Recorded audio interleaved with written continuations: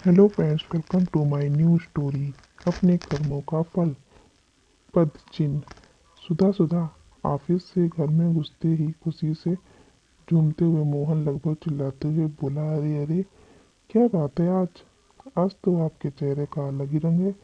बड़े खुश लग रहे हो। मोहन जी, हमें भी तो बताओ, आखिर उस खुशी का राज क्या है?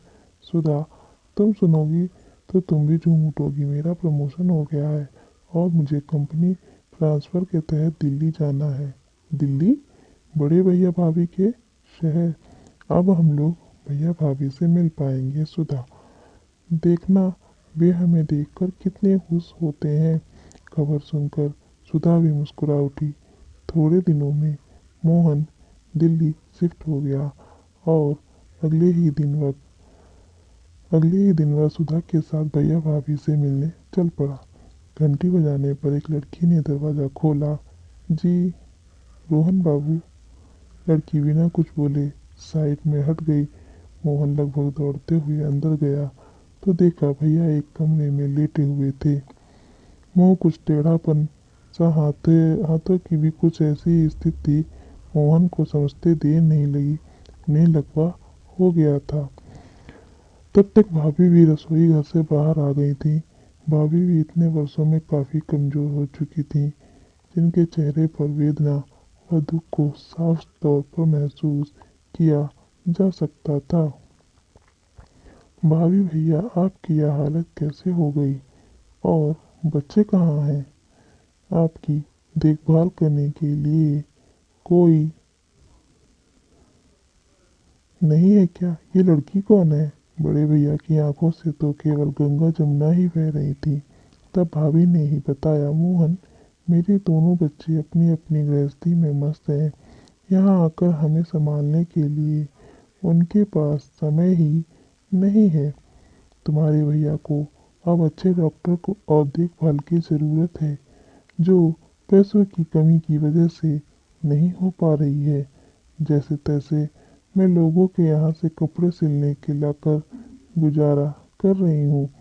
पीछे से इनकी देखभाल के लिए ये लड़की रहती है, कहकर भाभी सुबह उड़ी।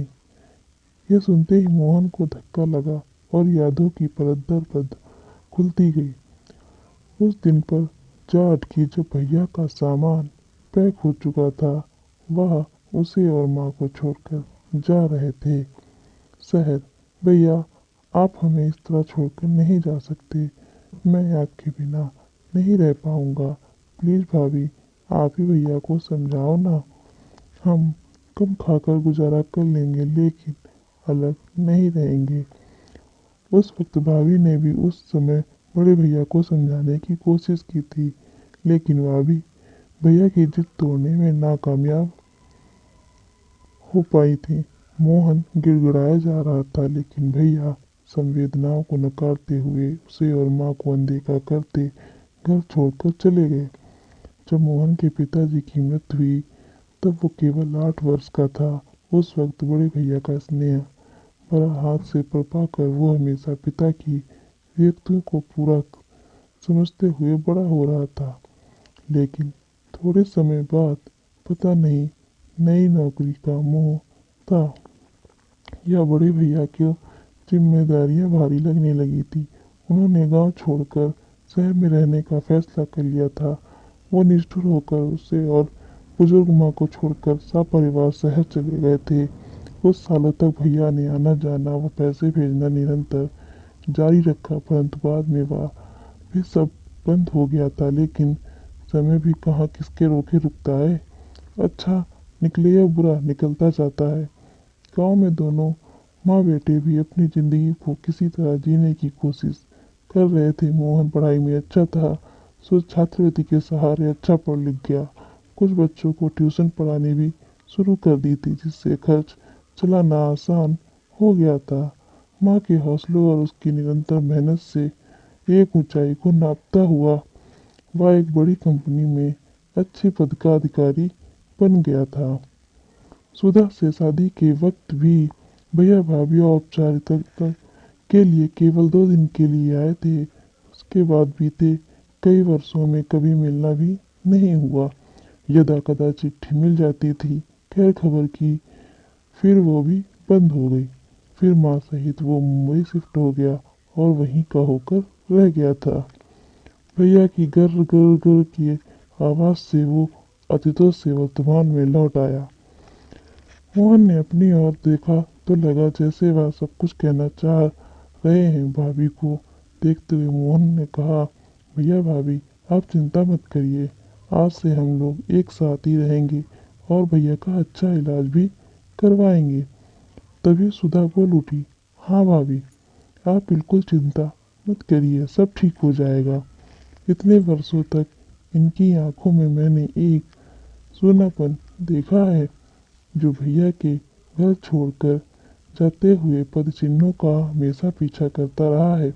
और आज आप लोगों को देखकर इनके चेहरे पर जो चमक आई है वह किसी सपने के पूरे होने से कम नहीं है। भैया की आंखें एक तरफ घूमकर वहां मेज पर रखी हुई उनके बच्चों के साथ तस्वीर पर अटक गई, जहां उनके दोनों बच्चे भैया के कंधे पर बैठे थे। आंखों से अनवरत बहते आंसू शायद कह रहे थे, देख रोहन, तू जैसा पद चिन्ह छोड़कर आया था उन्हीं का अनुसरण तुम्हारे पुत्र कर रहे हैं, इसलिए वह भी तुझे छोड़कर।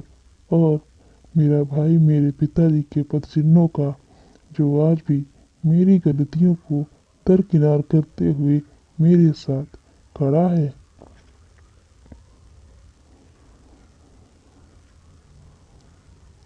तो दोस्तों आपको ये कहानी कैसी लगी? धन्यवाद। पूरी कहानी देखने के लिए बहुत बहुत धन्यवाद। अगर आप चैनल पे नए हैं तो चैनल को सब्सक्राइब कीजिए, लाइक कीजिए, कमेंट कीजिए, शेयर कीजिए और सब्सक्राइब करना बिल्कुल भी ना भूलें।